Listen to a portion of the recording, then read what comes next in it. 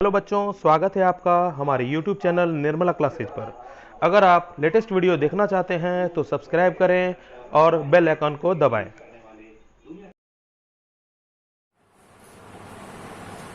Good morning बच्चों, आज का टॉपिक है कॉम्बिनेशन ऑफ रेसिस्टेंसेज। इससे पहले हम लोग रेसिस्टेंस के बारे में और रेसिस्टेंस कैसे आया, चाहे ओम्स के बारे में पहले के लास्ट वीडियो में देख चुके हैं। आज बहुत ही सिंपल वे में हम लोग देखेंगे कि कॉम्बिनेशन ऑफ रेसिस्टेंस यानी रेसिस्टेंस को सजाने का क्या तरीका है, उसको आपस में जोड़ते हैं या किसी भी प्रोसेस से करते हैं, वो कितने तरीका का है, बस वो देखेंगे और उससे रिलेटेड कुछ न्यूमेरिकल्स भी देखेंगे। तो इसको सिंपल वे में नोट्स जो है मैं लास्ट में दे दूंगा, इसीलिए मैं सिंपल वे में बता रहा हूं कि रेसिस्टेंस कितने प्रकार के क्रम में सजाए जाते हैं और कितने प्रकार के होते हैं।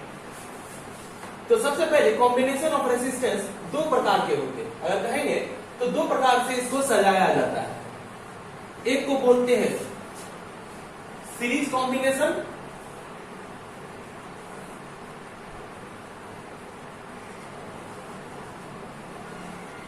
Series combination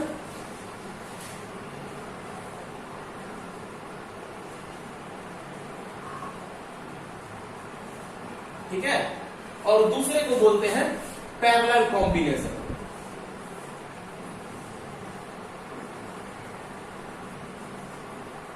parallel combination. अब ये समझते हैं कि सीरीज कॉम्बिनेशन क्या है और पैरेलल कॉम्बिनेशन क्या है। किसका सीरीज कॉम्बिनेशन या किसका पैरेलल कॉम्बिनेशन, तो हमको किसका चेक करना है, रेसिस्टर या रेजिस्टेंस। इससे पहले हम लोग बात कर चुके हैं कि रेसिस्टर क्या होता है या रेसिस्टेंस क्या होता है। हकीकत क्या है, कोई भी मटेरियल जो करंट को रोकता है, फ्लो करने का जो टेंडेंसी है उसको कम कर देता है, वो रेसिस्टर है। वो ऑब्जेक्ट को रेजिस्टर करते हैं और उस ऑब्जेक्ट में जो उसका प्रॉपर्टी है, रोकने की जो प्रॉपर्टी है, उसको रेसिस्टेंस करते हैं। यानी दोनों लगभग सेम एक ही चीज है। तुम रेसिस्टेंस लिखो या रेसिस्टर लिखो, उसमें कोई अंतर नहीं है। तो सीरीज कॉम्बिनेशन में क्या होता है और पैरेलल कॉम्बिनेशन में क्या होता है, तो उसको देखते हैं। अगर हम बोले दोनों को अलग कर देते हैं, इसको डिफिनेशन वाइज पहले देखते हैं।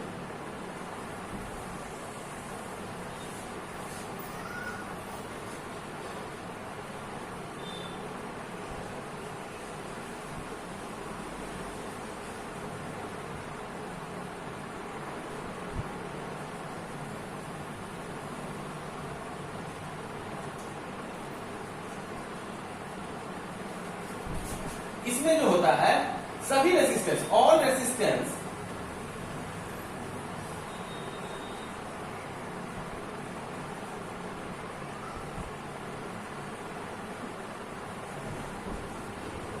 इन ए चेन, यानी एक चेन में। जैसे कि अगर हम बात करें, माला हम लोग गूंथते हैं, चाहे कोई भी चीज है, एक इसको क्या बोलते हैं, चेन बोलते हैं। अगर इस चेन को देखो, सपोज इस चेन को अगर देख पा रहे हो या तुम्हारे गले में जो एक माला है उसको जो चेन कहते हैं, उसमें देखिएगा प्रत्येक जो रिंग्स है एक दूसरे से अटैच है।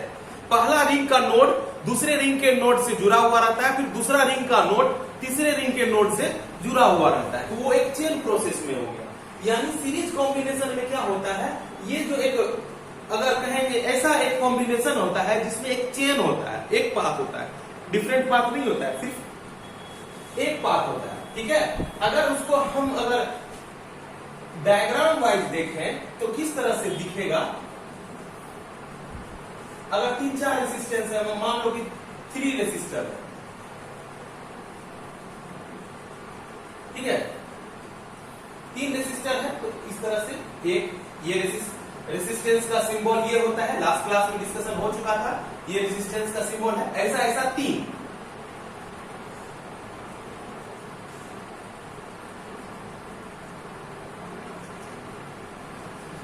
ऐसा नहीं है कि 3 ही ले सकते हैं, आपकी मर्जी है, जितना ज्यादा लीजिए। लेकिन अगर दिखाने का जो क्रम होगा इसी तरह से होगा कि 3 रेसिस्टेंस R1, R2 और R3 इस तरह से जुड़ा हुआ होगा।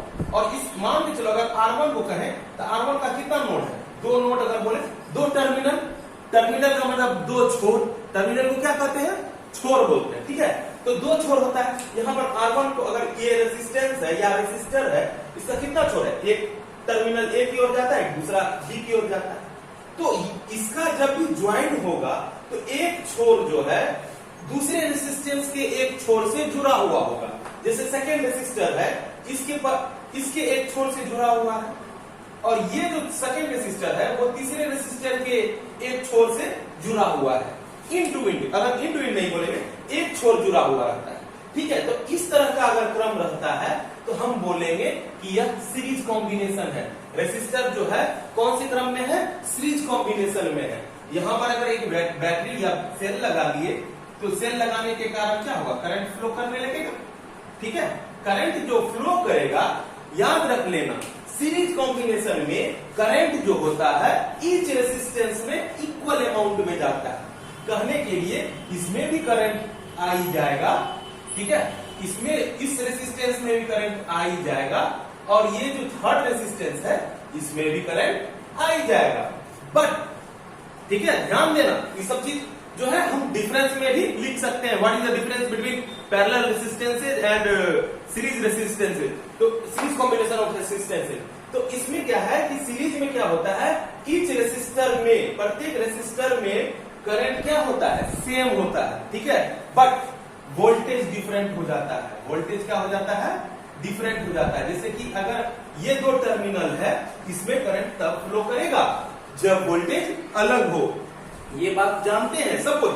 अगर हम अपने लैंग्वेज में थोड़ा सा देखते हैं कि अगर बताओ इस हिसाब से दो पाइप खड़ा कर देते हैं, दो पिलर खड़ा कर देते हैं, और इस पिलर के बीच में एक पाइप रहता है। ठीक है, एक पाइप रहता है एकदम इक्वल। मान के चलो अगर h हाइट का है, ग्राउंड से h हाइट का है, तो ये भी h हाइट का है। इसका मतलब है कि इसका पोजीशन ग्राउंड से सेम हाइट पर है।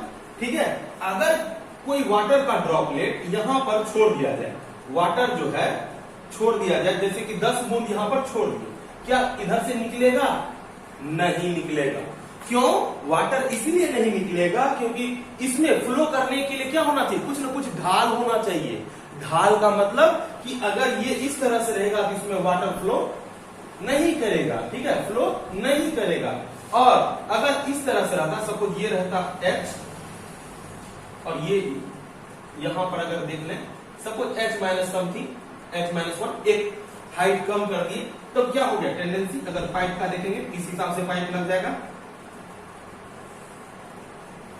ये जो पाइप लगेगा, तो अब बताओ एक बूंद तुम वाटर का ड्रॉप दो, यहां पर भी जितना वाटर का अमाउंट यहां दिए थे, सपोज 10 ड्रॉप दिए थे, कितना ड्रॉप दिए थे, 10 ड्रॉप दिए थे, यहां पर भी 10 ड्रॉप दो। अब तुम सोचो, तुम कल्पना करो कि क्या यहां पे ड्रॉप जो है इधर से निकलेगा, फ्लो कर पाएगा ड्रॉप, वाटर ड्रॉप इधर निकलेगा।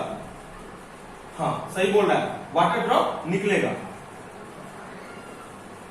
फ्लो करेगा। क्यों, यहां पर हाइट में कुछ ना कुछ डिफरेंस है। यहां पर जो वाटर है इसको तुम करंट सोचो, वाटर को क्या सोचेगा, करंट सोचो, और ये जो हाइट है पोटेंशियल हो गया। हाइट क्या हो गया, पोटेंशियल। ठीक है, पोटेंशियल। तो सेम पोटेंशियल पे करंट फ्लो नहीं करेगा, डिफरेंट पोटेंशियल पर। ये हाइट क्या है, पोटेंशियल। तो डिफरेंस पोटेंशियल पे यानी कुछ ना कुछ अंतर रहने पे करंट फ्लो करेगा। वाटर को मतलब करंट, तो वाटर फ्लो कर रहा है, करंट फ्लो करेगा। कब करेगा, जब पोटेंशियल में डिफरेंस रहे।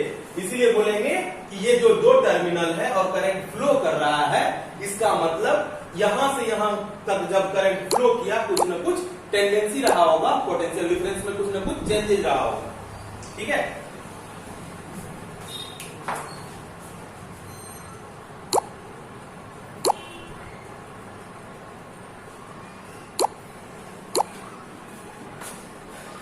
अब उसी तरह से B से C तक के बीच, B से C के बीच भी कुछ ना कुछ पोटेंशियल डिफरेंस बना होगा, और C से D के बीच भी कुछ ना कुछ पोटेंशियल डिफरेंस बना होगा, और उसको हम लिख दिए V1, V2 एंड V3। ठीक है, अलग अलग पोटेंशियल हम इसलिए लिखे क्योंकि करंट फ्लो कर रहा है, सेम अमाउंट में कर रहा है। ठीक है, अब एक बात उठता है, पहले ये समझ लो कि सेम अमाउंट में करंट फ्लो कर रहा है, बट क्या होगा, पोटेंशियल डिफरेंस अलग अलग होगा, यानी V जो है सभी पॉइंट के लिए अलग अलग होगा। रीजन क्या है, रीजन यहां से समझा है। ठीक है, अब ये बात उठता है कि सर करंट सेम क्यों रहेगा, पॉइंट ए पर भी करंट आई, पॉइंट बी पर भी आई, पॉइंट सी पर भी आई, वाई। इसका रीजन क्या है कि करंट तीनों पॉइंट पर सेम रहेगा, आप बताइए सर। तो इसका सिंपल सा रीजन ये समझेगा, आप ये सोचो, इसको भी एक एग्जांपल से देखते हैं, एक एग्जांपल लेते हैं और ये समझते हैं करंट को हमेशा।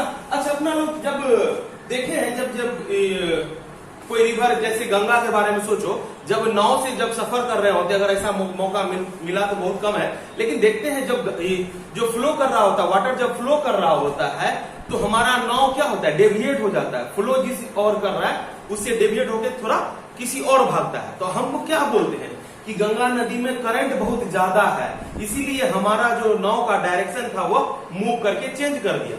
यहाँ जो करंट का मतलब क्या हो गया, धारा का, और ये धारा इलेक्ट्रिसिटी की तरह ही सोचा जाता है। तो अभी मेरे कहने का अनुसार ये है कि यहाँ पर जो करंट है सेम क्यों है, इसको हम समझते हैं।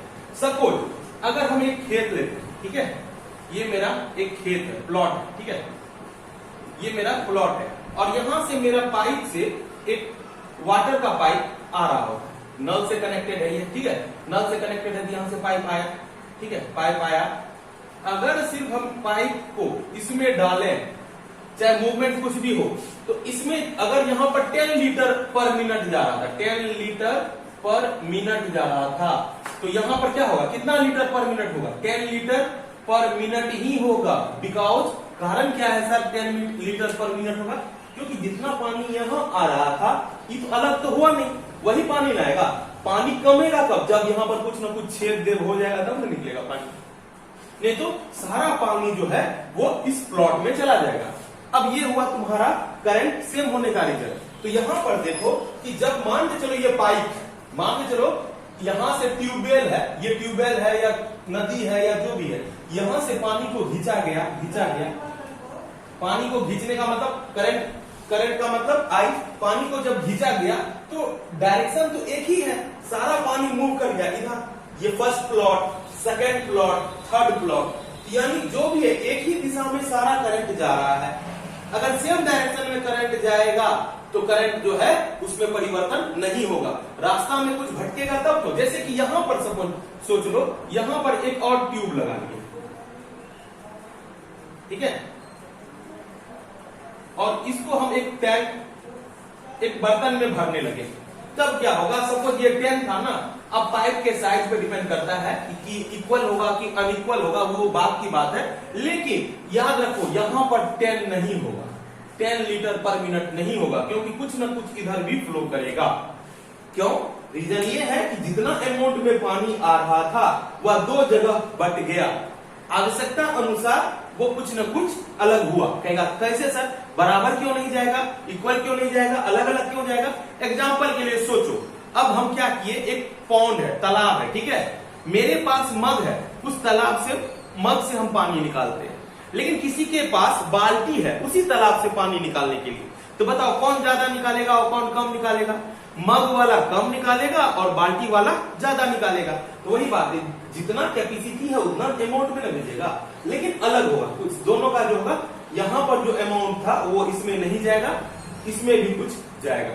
तो करंट जब भी डिवाइड करेगा, जब भी हम रेसिस्टेंस को अलग करेंगे, एक ही पॉइंट से ब्रेक करेंगे, तब करंट डिवाइड हो जाएगा।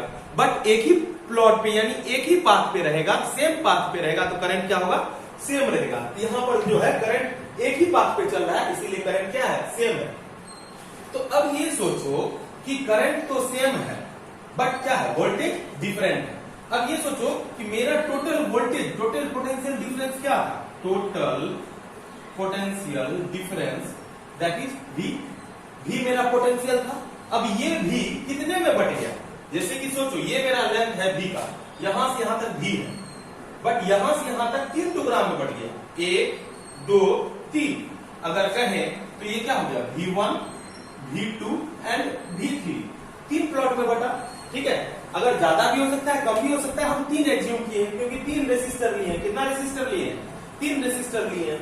अब बात होता है हम ओम्स लॉ से क्या जानते हैं, ओम्स लॉ से जानते हैं V equal to I R, V equal to I R। तो यहां भी V equal to I R, अब ये सोचो यहां पर R लिखेंगे कि क्या लिखेंगे, ये V1 कहां पर है, V1 यहां पे है, V1 यहां पर है, तो यहां पर कौन सा रेसिस्टेंस है, V1 के लिए रेसिस्टेंस ये है R1, V1 के लिए रेसिस्टेंस क्या है R1, और V2 के लिए करंट क्या है I, करंट क्या है I, V2 के लिए करंट क्या है I, बट रेसिस्टेंस है R2, रेसिस्टेंस है R2, V3 के लिए, V3 ये है, करंट है I, रेसिस्टेंस है, सॉरी यहां R3 देना चाहिए था R3। अब ये सोचो कि सर यहां पर जो है क्वेश्चन में हम क्या लिखे हैं, Ohm's law, using Ohm's law, चूंकि V इक्वल टू IR होता है, ठीक है, ओम्स लॉ से V इक्वल टू IR। तो अब बात उठता है कि सर यहां पर R क्यों लिखे, R का मतलब यहां हो गया टोटल इक्विवेलेंट रेसिस्टेंस या इक्विवेलेंट रेसिस्टेंस कोई बोल सकता है, ठीक है। तो अभी यहाँ R जो है इस टोटल रेसिस्टेंस का हो गया। जैसे कि एग्जांपल के लिए बोले कि हम 3 टाइप का बल्ब खरीदे या 3 टाइप का रेसिस्टर खरीदे, अलग अलग रेसिस्टर का अलग अलग मान था, 4 ओम, 3 ओम, 7 ओम, तो टोटल कितना हो गया, 4 3 7 और 2 7 7 14, टोटल 14 ओम का हो गया। यानी कि अगर टोटल अगर रेसिस्टेंस का बात करें तो तीनों को हम क्या करते हैं, दिमाग में सोच लेते हैं कि हम पैकेट में बना के लाए हैं, 3 पैकेट लाए हैं, तीनों कितना अमाउंट में, लेकिन अलग अलग सबका मान, अलग अलग 3 वैल्यू है, ठीक है। तो अब ये सोचो कि हमको टोटल रेसिस्टेंस निकालना है, तो टोटल रेसिस्टेंस निकालने के लिए इसी में से सॉल्व करना पड़ेगा। अब बात आया कि सभी में करंट सेम क्यों लिखे, अभी डिस्कस किए कि प्रत्येक रेसिस्टेंस में करंट क्या होगा, सीरीज कनेक्शन में सेम होगा, बट सीरीज कनेक्शन में वोल्टेज डिफरेंट होगा, इसी के आधार पर लिखे हैं।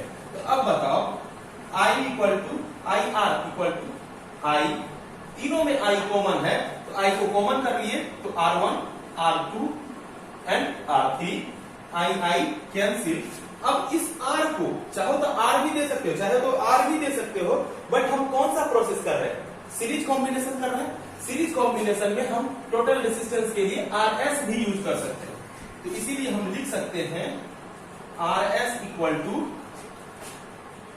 R1 R2 R3, ठीक है। एन टर्म के लिए अभी तो यहां पर हम क्या किए थे, 3 रेसिस्टर लिए थे, लेकिन जनरल टर्म बनाने के लिए n term of resistor use करने के लिए क्या हो जाएगा, इसका मतलब ये निकला कि सभी रेसिस्टेंस को हम जोड़ रहे हैं, सभी रेसिस्टेंस को क्या कर रहे हैं, जोड़ रहे हैं। एन रेसिस्टेंस होगा, एन रेसिस्टेंस को क्या करें, जोड़ेंगे।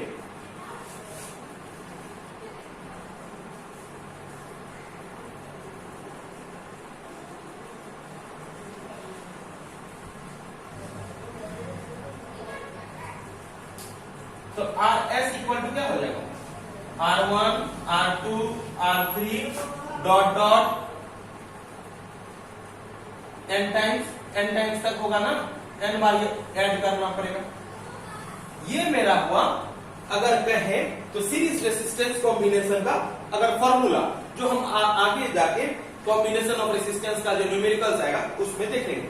पहले इसको देख लेते हैं। अब हम देखते हैं पैरेलल कॉम्बिनेशन, ठीक है।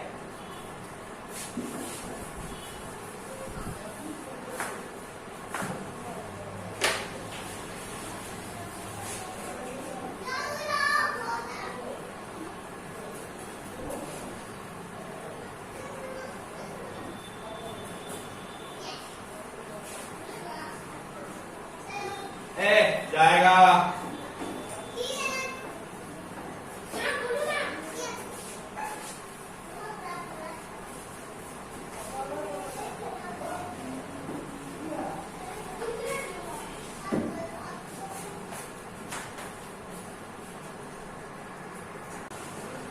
तो आप देखते हैं पैरेलल कॉम्बिनेशन। पैरेलल कॉम्बिनेशन क्या होता है, पैरेलल कॉम्बिनेशन जो होता है इसमें भी रेसिस्टर का एक समूह बनाया जाता है, अरेंजमेंट किया जाता है, जिसमें कि मल्टीपल ग्रुप में जो रेसिस्टर है उसको लिया जाता है। 2 या 2 से अधिक रेसिस्टर आप उसमें यूज कंबाइन कर सकते हैं। लेकिन इसमें जो अंतर है इससे यानी सीरीज कॉम्बिनेशन से क्या अंतर है, तो अगर देखा जाए तो इसमें दोनों नोड फिक्स होता है। जैसे कि अगर हम बात करते हैं कोई भी रेसिस्टर लेते हैं, रेसिस्टर का 2 नोड होता है, जैसे कि R1 ये B, ठीक है। सपोज R2 लिए, R3 लिए, इसका दो छोर है कि नहीं है? जैसे कि अगर माने C D मान लेते हैं, P Q मान लेते हैं, प्रत्येक टर्मिनल में दो छोर होता है। अपने लैंग्वेज में समझते हैं, बल्ब, जब तुम बल्ब एक सिंपल सा घर में कुछ न कुछ इलेक्ट्रिसिटी का काम कर रहा होगा, जब बल्ब को जोड़ रहा है तो उसमें कितना नोड रहता है? अगर बल्ब का जैसे कि होल्डर लगा रहा है तो होल्डर के ऊपर में जो दो अगर स्क्रू रहता है, कितना स्क्रू रहता है? दो स्क्रू रहता है। इसका मतलब दो टर्मिनल है, ठीक है। अंदर में जो नाइक्रोम का ये टंगस्टन का वायर है, अगर पीला वाला बल्ब यूज करेगा तो उसमें दो छोर हो गया, यानी अगर रेसिस्टेंस, वो एक टाइप का रेसिस्टेंस है, ठीक है। रेसिस्टेंस है और उसका कितना छोर है? दो छोर है। रेसिस्टेंस है, उसका दो छोर है। तो अगर पैरेलल कॉम्बिनेशन में जाते हैं तो दोनों छोर को एक ही पॉइंट पर ज्वाइंट कर देते हैं। कहने के लिए यानी कि अगर हमको 3 या 3 से अधिक, 2 या 2 से अधिक रेसिस्टर लेना हो, जैसे कि अभी यहाँ 3 लिए थे तो यहाँ भी एक बार 3 लेते हैं, सपोज 3 रेसिस्टर लेते हैं।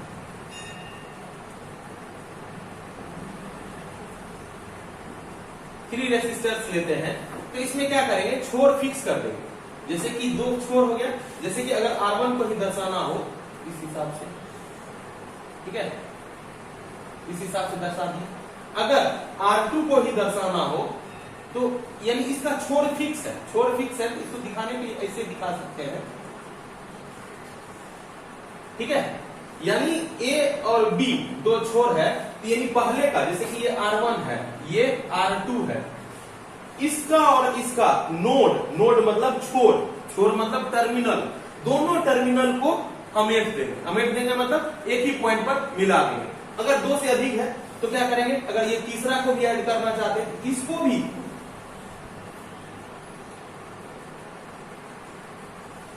मिला देंगे। करने के लिए ये इसको लिए, तार मोड़ के यहां लगा दिए, इसको तो यहीं रहने दिए, इसको भी तार मोड़ के एक ही पॉइंट पर मिला दिए। इससे पता चला कि तीनों R1, R2 और R3 रेसिस्टेंस का जो टर्मिनल है, टर्मिनल का मतलब जैसे कि ये रेसिस्टेंस है, ये इसका टर्मिनल है, तीनों टर्मिनल को एक ही पॉइंट पर मिला दिए। जब ऐसा घटना होता है तो उसको क्या कहते हैं? Parallel combination. ऐसा घटना होता है क्या बोलते हैं? Parallel combination. The resistors are arranged with their heads. Suppose अगर ये एक रेसिस्टेंस है, ये हो गया सपोज हेड, ये हो गया टेल, हेड मुंह हो गया, ये टेल, वो कुछ भी हो सकता है। रेसिस्टेंस में हेड टेल का कोई मतलब नहीं है, लेकिन बस समझना, एक तरफ सिर होगा, एक तरफ पूंछ होगा, तो हेड टेल, तो एक तरफ हेड, एक तरफ टेल।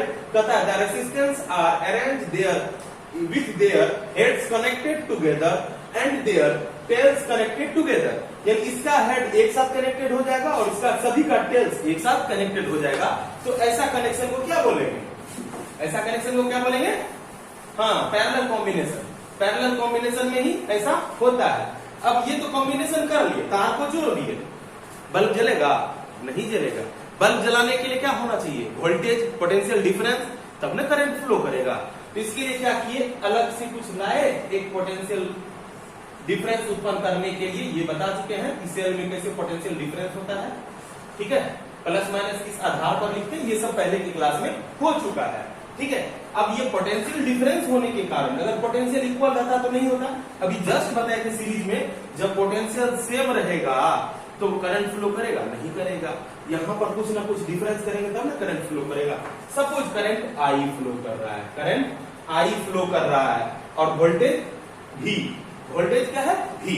तो अब ये सोचो कि इस तीनों रेसिस्टेंस में क्या वोल्टेज अलग होगा? नहीं होगा, क्योंकि टर्मिनल सेम है। इसमें क्या था? टर्मिनल अलग अलग था। वोल्टेज अलग अलग क्यों हुआ?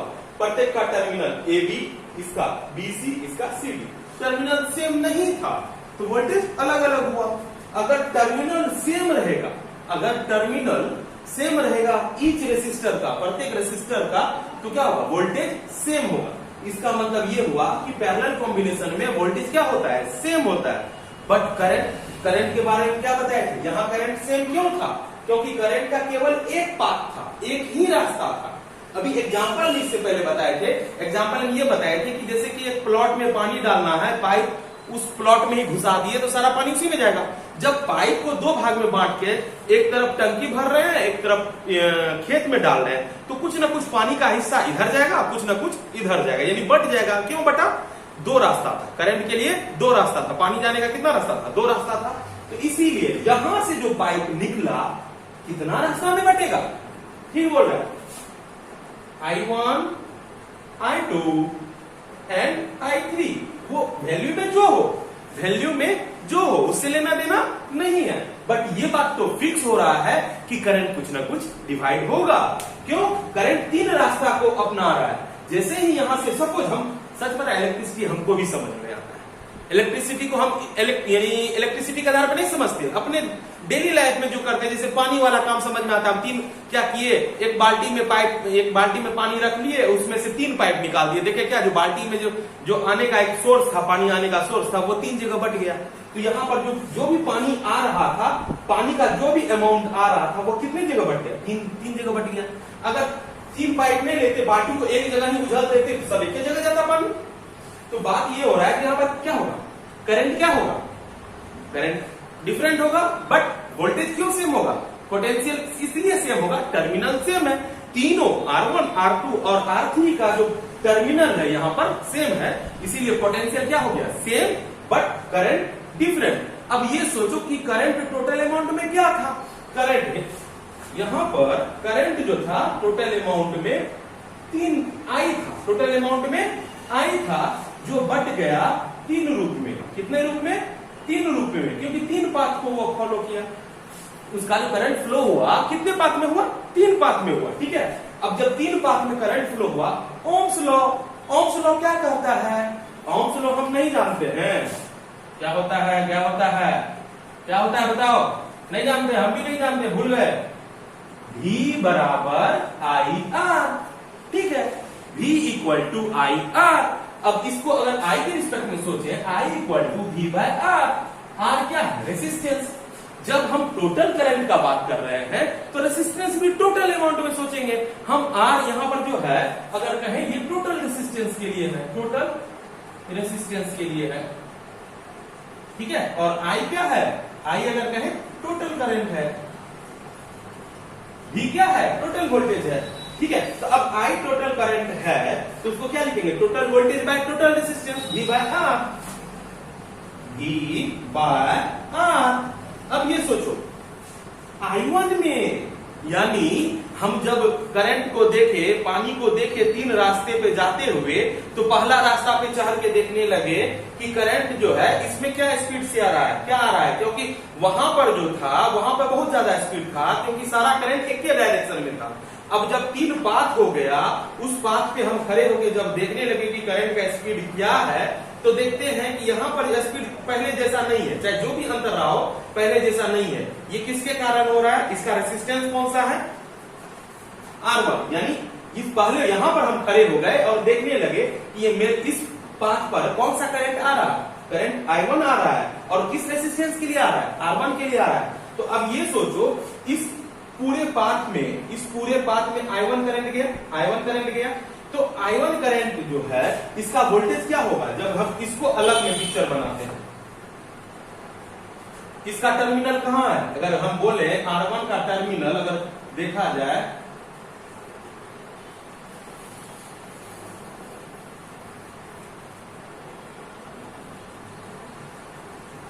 ये रहा R1, ये रहा I1।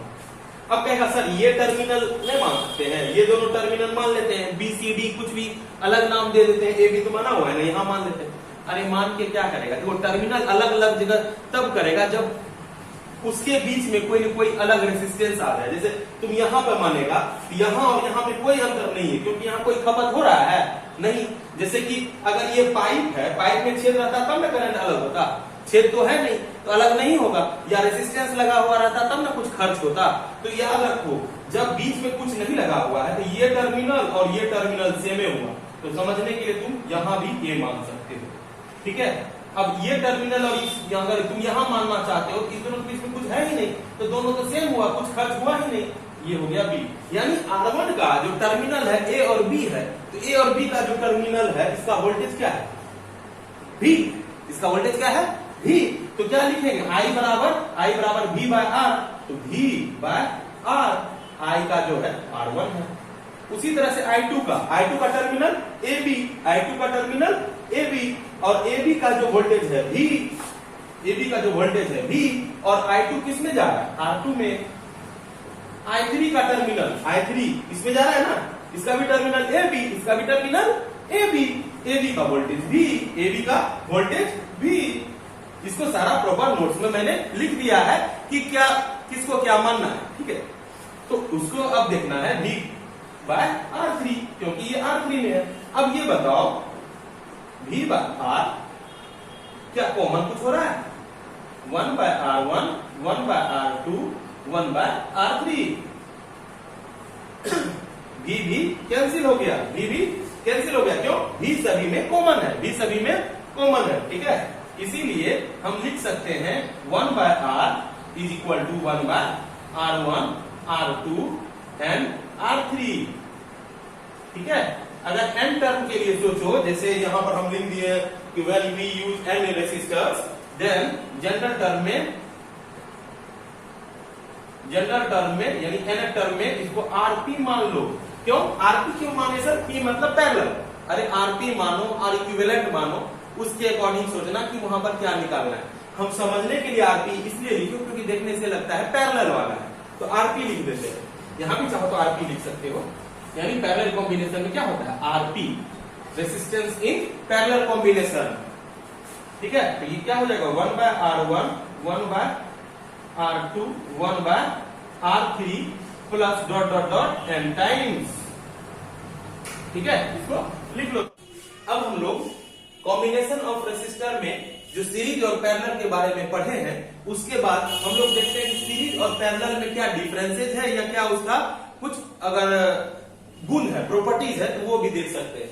अगर हम बोले कि सीरीज कॉम्बिनेशन में n इक्वल रेसिस्टर आ जाते हैं, n इक्वल रेसिस्टर्स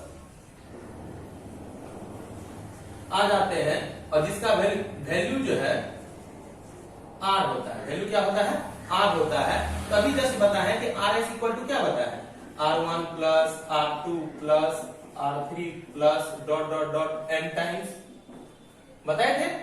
अब यहां पे दे दिया है, चूंकि R1 equal to R2 equal to R3 equal to dot dot dot dot R, ये मान लेते हैं, ठीक है। तो अब ये सोचो कि जब सब बराबर है तो क्या हो जाएगा, बराबर है तो क्या हो जाएगा, अगर बराबर है तो क्या हो जाएगा RS equal to R plus dot dot n times, क्या हो जाएगा n टाइम्स हो जाएगा। इससे क्या हो जाएगा, अगर देखो सेम अमाउंट का जो रेसिस्टेंस है कितनी बार है, n बार है, इसको हम डायरेक्ट लिख सकते हैं n इंटू R। जैसे कि तुमको कहे कि 5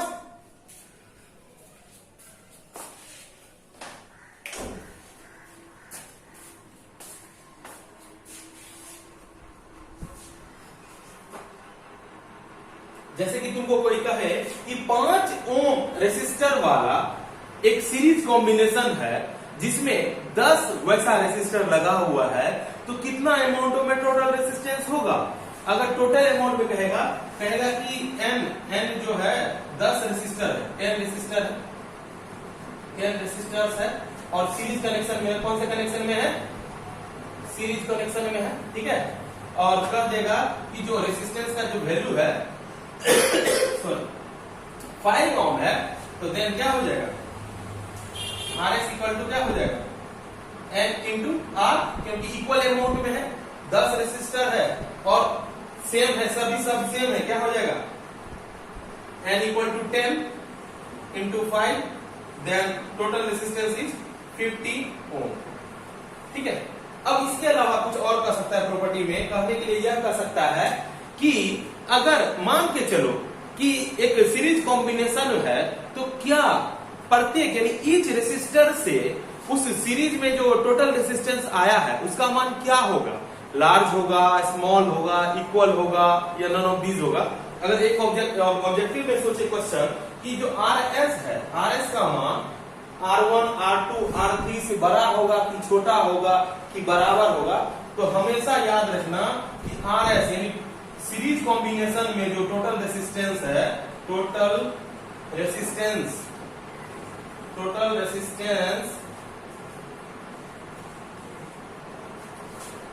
इन सीरीज कॉम्बिनेशन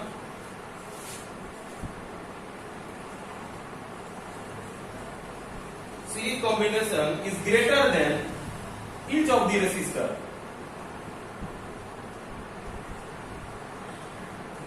प्रत्येक रेसिस्टर से उस सीरीज कॉम्बिनेशन में जो रेसिस्टर का मान होगा वो बड़ा आएगा। इसके अलावा हम डिफरेंस में बोल सकते हैं कि सीरीज कॉम्बिनेशन में करंट क्या होता है, सेम होता है each resistor for each resistor.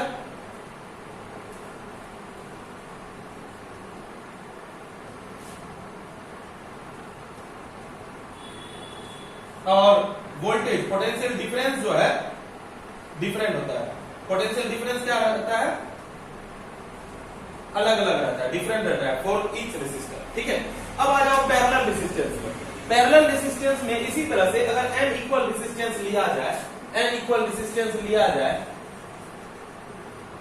n equal resistance को लिया जाए तो क्या होगा,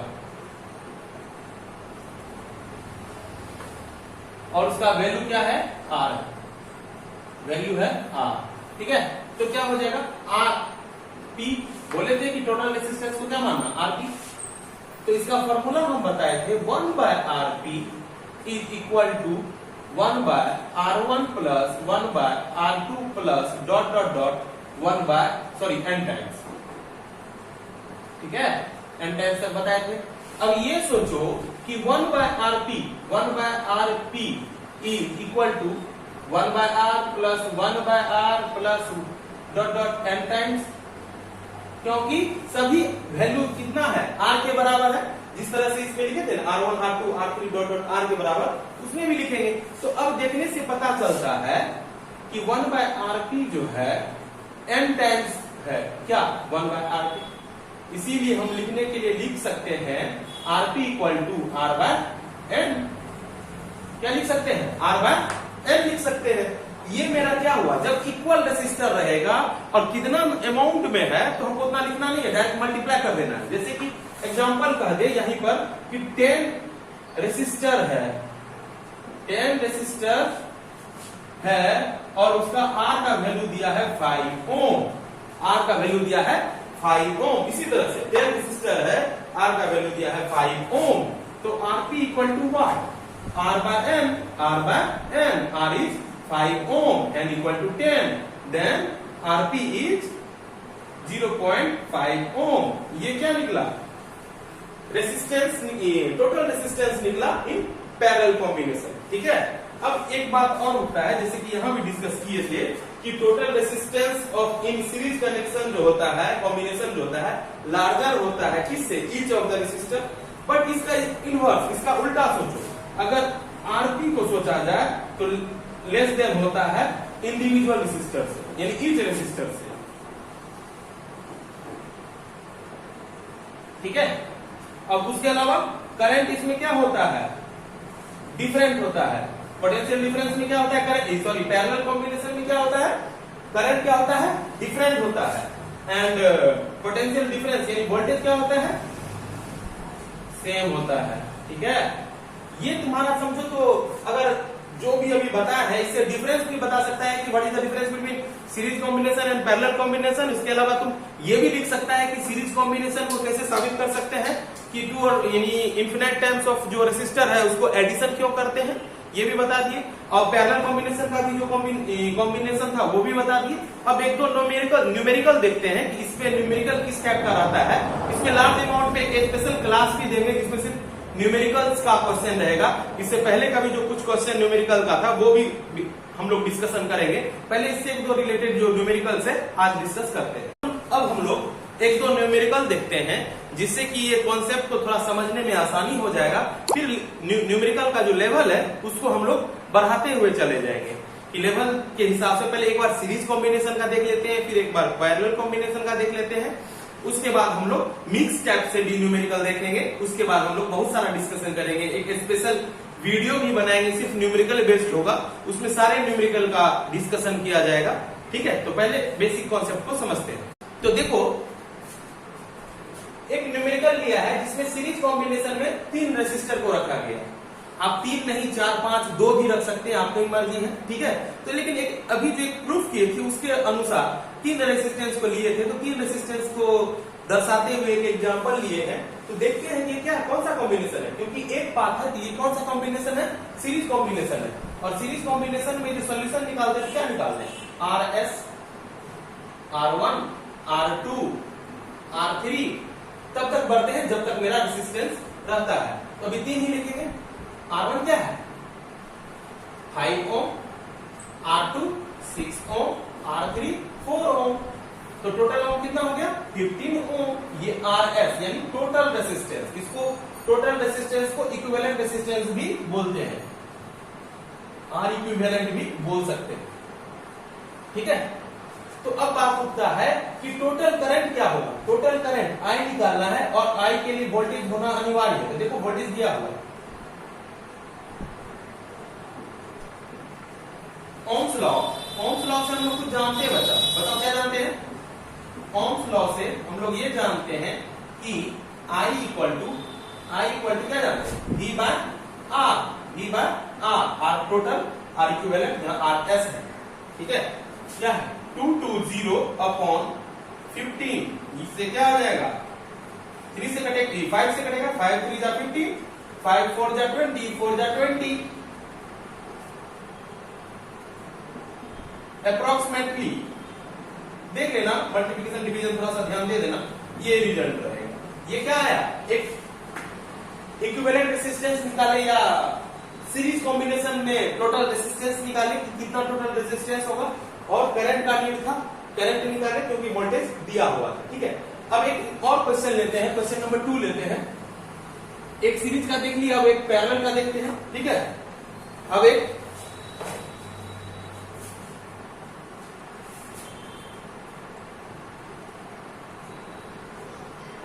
पैरेलल का देखते हैं। तो पैरेलल में क्या है कि इस सभी का रेसिस्टेंस दिया हुआ। ठीक है, तो मान लेते हैं कि हमें क्या निकालना है, फाइंड इक्विवेलेंट रेसिस्टेंस एंड, हाँ बेटा अभी रुक जाओ बेटा, आ रहे हैं, नोटंकी मत करो, जाओ, अगर आवाज दोगी तो मारेंगे। तो क्या निकालना है, equivalent resistance end voltage, voltage बोलो या पोटेंशियल डिफरेंस बोलो। ठीक है, तो क्या हो जाएगा, हम लोग जानते हैं पहले से 1 बाय RP इक्वल टू, क्योंकि ये तीनों पैरेलल में, तीनों क्या है पैरेलल में है, तो क्या हो जाएगा 1 by R1 plus 1 by R2 plus 1 by R3, तो क्या हो जाएगा 1 by 10 upon 1 by 20 upon 1 by 30, LCM लेंगे क्या है 60, सिंप्लीफिकेशन कर लेना अपने हिसाब से, 6 2 3 जा प्लस 3 2 जा 11 बाय 60, ये क्या है 1 बाय RP, इसीलिए देखो RP इक्वल टू क्या हो जाएगा 60 अपॉन 11 ओम। ये मेरा निकला, क्या निकला इक्विवेलेंट रेसिस्टेंस, ये क्या निकला इक्विवेलेंट रेसिस्टेंस। ठीक है, अब बात करते हैं कि मेरा वोल्टेज क्या होगा। वोल्टेज क्या होगा उसके लिए हम ओम्स लॉ से जानते हैं, V equal to I R क्या है टोटल, और टोटल यहाँ पर क्या है एक पैरेलल कॉम्बिनेशन है, तो B लिख देंगे। I क्या है, I दिया हुआ है 5 एम्पियर, 5 इंटू 60 अपॉन 11 और आ जाएगा 300 अपॉन 11 वोल्ट। अब इसको तुम पॉइंट में भी कर सकते हो। ये तो हुआ तुम्हारा एक सीरीज का एग्जांपल और एक पैरेलल का एग्जांपल। एक देखते हैं कॉम्बिनेशन का एग्जांपल। कॉम्बिनेशन का मतलब उसमें कुछ क्वेश्चन, कुछ रेसिस्टर सीरीज में होगा और कुछ रेसिस्टर पैरेलल में होगा। तो अब एक न्यूमेरिकल देखते हैं जिसमें सीरीज कॉम्बिनेशन भी होगा और पैरेलल कॉम्बिनेशन भी होगा, यानी मिक्स टाइप का एक सर्किट होगा। तो उसको देखते हैं। ठीक है, तो उसमें हम पहले ये देखेंगे कि पहले किसको सॉल्व करें और आसान किस आधार पर होता है। ठीक है, तो अब ये देखो एक सर्किट लिया है मैंने जिसमें हमें इक्विवेलेंट रेजिस्टेंस निकालना है और वोल्टेज निकालना है।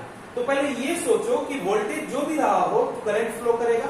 अगर करंट फ्लो करेगा, इस दोनों में करंट जाएगा, कुछ ना कुछ बटेगा। ये बात कॉन्सेप्ट में बताए थे, बटेगा तो जो भी बटे आगे गया।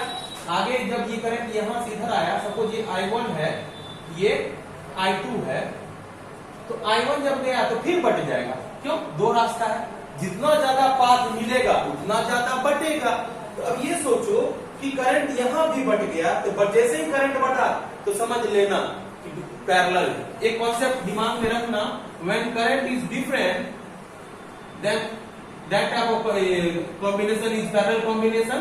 मतलब कि उस टाइप के कॉम्बिनेशन को क्या कहेंगे? जब करंट अलग अलग हो जाए, यानी ब्रेक कर जाए, टूट जाए, तो कहेंगे उस कनेक्शन को वहां पर कहेंगे पैरेलल कनेक्शन। ठीक है। और करंट जब सेम रहेगा, करंट जब डिफरेंट रहेगा तो करंट डिफरेंट रहेगा तो उसको बोलेंगे पैरेलल कनेक्शन। और करंट जब सेम रहेगा तो क्या कह सोचेंगे? ये सब बता चुके हैं, सीरीज कनेक्शन। ठीक है। अब सोचो, इसी को हम अब फिगर में यहां दर्शा रहे हैं, तो हम कोशिश ये करेंगे कि पहले सर्किट को थोड़ा सॉल्व कर लें। ठीक है। तो सर्किट को सॉल्व करना चाहते हैं कि ये जो जब करंट यहां पर आ रहा था कि क्या है? पैरेलल हो रहा था। ठीक है। क्यों? करंट अलग हो रहा था, फिर करंट ज्वाइन हो गया, यहां पर आ गया। चलो अब इसमें जाते हैं। यहां पर तो तुरंत में ही सेपरेट हो गया, जैसे ही यहां करंट आया, यहां से दो रास्ते में जाने लगे, तो ये क्या हो गया? पैरेलल। ये कौन सा कनेक्शन हो गया? पैरेलल। फिर आगे एक रेजिस्टेंस मिला, आगे चला गया। तो जो जो पहले पैरेलल कनेक्शन है उसको सॉल्व कर लेंगे।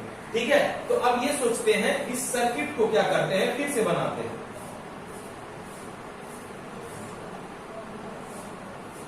फिर से बनाए। देखो यहां पर जो भी है, यहां पर जो ये सर्किट दिख रहा है, इसको यहां पर लिखे 8 ओम। ठीक है। यहां से था 10 एम्पियर,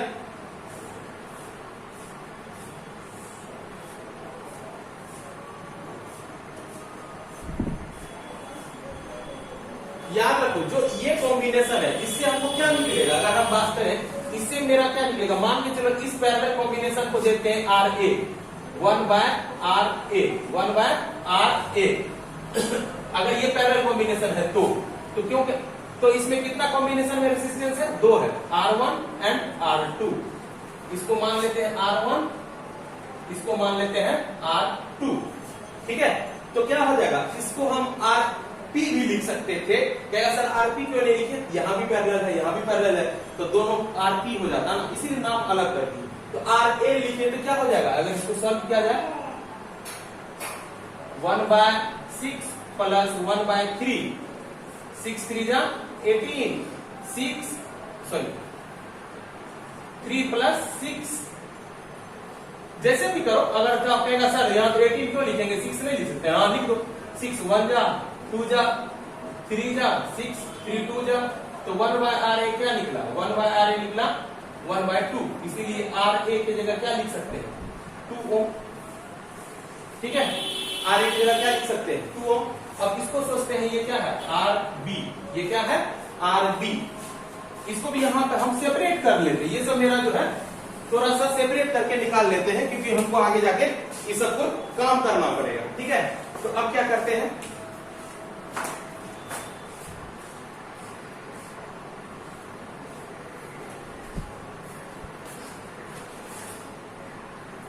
तो इसको क्या मान लिए? RB मान लिए। तो RB क्या होगा? पैरेलल कॉम्बिनेशन में क्या होता है? 1/RB बाय 1 अब क्या करें? R3 R4 मान लो। ठीक है। इसको मान लिए R3, इसको मान लिए R4। तो क्या हो जाएगा कॉम्बिनेशन का?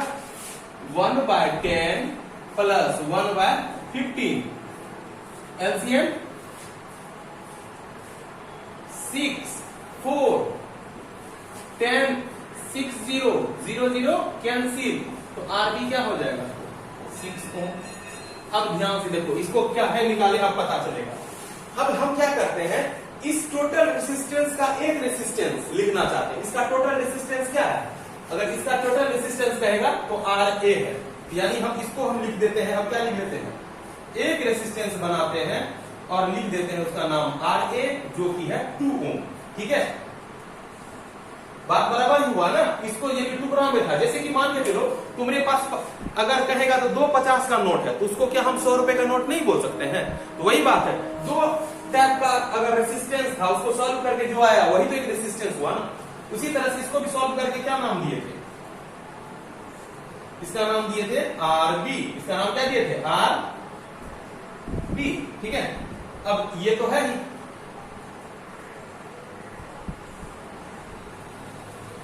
ये दोनों टर्मिनल क्या है? ए, ये है बी।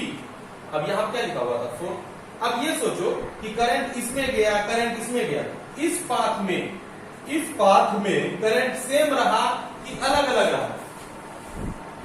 अगर बात करें कि इस पाथ में इस रेसिस्टेंस में और इस रेसिस्टेंस में करंट अलग है कि सेम है?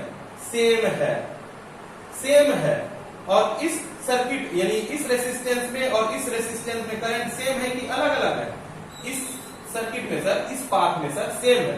जब सेम रहता है, जब करंट सेम रहता है तो क्या है? सीरीज कनेक्शन कहलाता है। जब सेम रहता है तो क्या कहलाता है?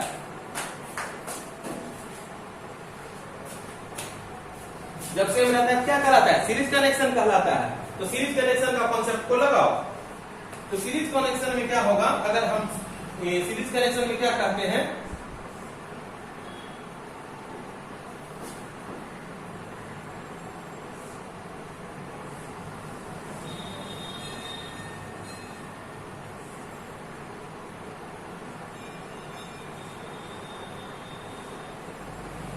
पहले तो सारा चीज बना देते हैं।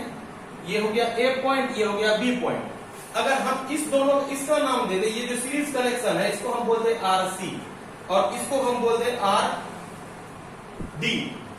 आरसी और आर डी। अब ये सोचो आरसी क्या था? ये एक सीरीज कनेक्शन था। तो सीरीज कनेक्शन में क्या होता है? जुड़ जाता है 8 प्लस आर ए। 8 क्या है? 8 plus 2 that is 10 ohm. RC कितना हो गया? 10 ओम हो गया। उसी तरह से ये भी सीरीज कनेक्शन, क्योंकि सेम है, करंट क्या है? सेम है, तो क्या होगा? आरबी का वैल्यू क्या है? आरबी क्या था बच्चा? 6 ओम। 6 ओम एंड 4 ओम क्या हो गया? 10 ओम। अब ये दोनों सेम है, ये दोनों सेम है, पैरेलल में बताए थे जब सेम रहता है। ठीक है, अगर चाहो तो निकाल लो, आर इक्विवेलेंट निकाल लो। अब तो कुछ नहीं है, आर इक्विवेलेंट में क्या हो जाएगा? 1/r इक्विवेलेंट, जो कि एक पैरेलल की तरह है। 1/rc plus 1/r D. 1/10 plus 1/10 क्या हो जाएगा? 10। 1 प्लस 1 क्या हो जाएगा? 1/r equivalent. 2/10 क्या हो जाएगा? 5। इसीलिए क्या हो जाएगा? R इक्विवेलेंट क्या हो जाएगा? 5 ओम। ये हो गया तुम्हारा equivalent resistance of this circuit. And क्या निकालना है? वोल्टेज निकालना है। वोल्टेज को V से लिखते हैं, V बराबर आई आर। आर क्या है? Equivalent resistance. आई दिया हुआ है क्या? हाँ सर, आई दिया हुआ है। आई कितना है? 10 ओम। 10 ohm into 5 that is 50 volt. ठीक है, ये रहा। ये सब अच्छे से देख लो, अच्छे से एक बार रिवीजन कर लो। अब आगे के क्लास में जो होगा एक स्पेशल न्यूमेरिकल का क्लास होगा, उसके बाद तुमको होम असाइनमेंट मिलेगा। अच्छे से बनाओ। जो भी दिक्कत है मैं बार बार कह रहा हूं, तुम पर्सनली कांटेक्ट कर सकते हो या कमेंट बॉक्स में लिख सकते हो। तुमको कोशिश करेंगे कि जितना हो सके मैं हेल्प कर सकूं। ठीक है, मिलते हैं अगले क्लास में। बाय।